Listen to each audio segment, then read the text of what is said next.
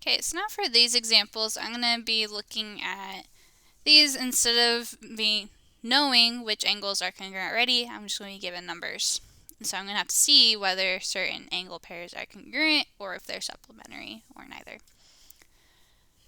Okay, so for this first one, I see right off I don't have one of my known angle pairs.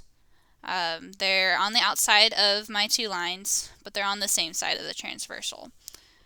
But I do know that I can find this angle right here, and those are going to be alternate exterior.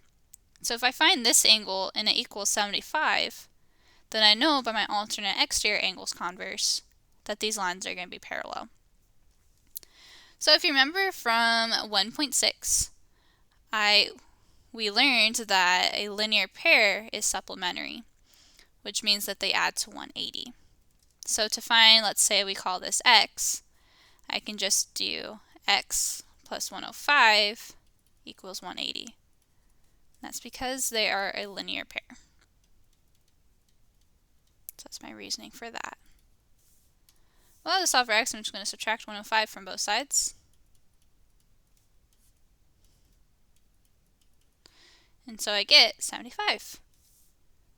And so this angle does in fact equal this angle. And so since my alternate exterior angles are congruent,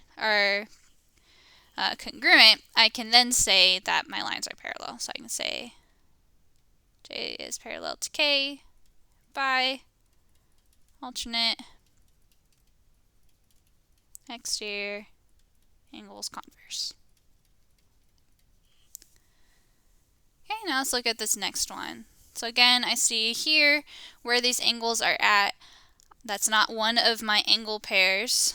They're none of the four that we've talked about. But I do know just from what we did last week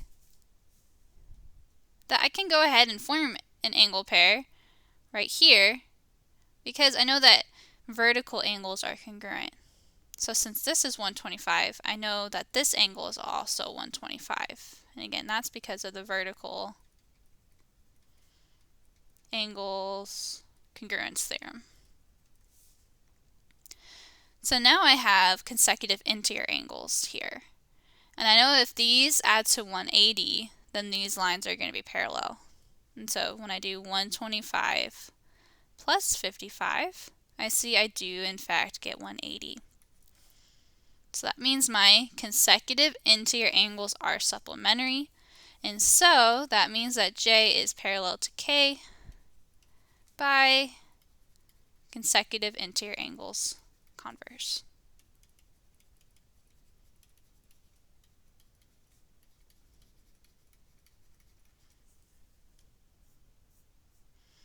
Okay, let's look at number 3. So number 3, I see I have two angle pairs right here. I see they form a linear pair. When I do 162 plus 18, I see I do get 180. So that checks out. So it's tempting to say, well, they're supplementary. It's true, they are a linear pair, so that means they're parallel. Well, you need to be careful. And that's because all of our converse, linear pair was not one of them. It has to be either corresponding, alternate interior, alternate exterior, or consecutive interior. Well, I don't have any of those. And I can't go and form one because I don't know whether these lines are parallel. So I can't go ahead and say, okay, well, since this is 18, then this is 18. I can't make that statement because I don't know if these are parallel or not.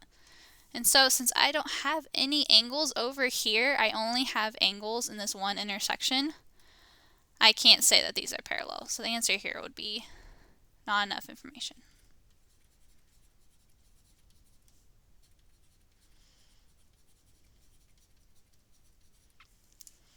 Okay, go ahead and pause the video and try doing that last one.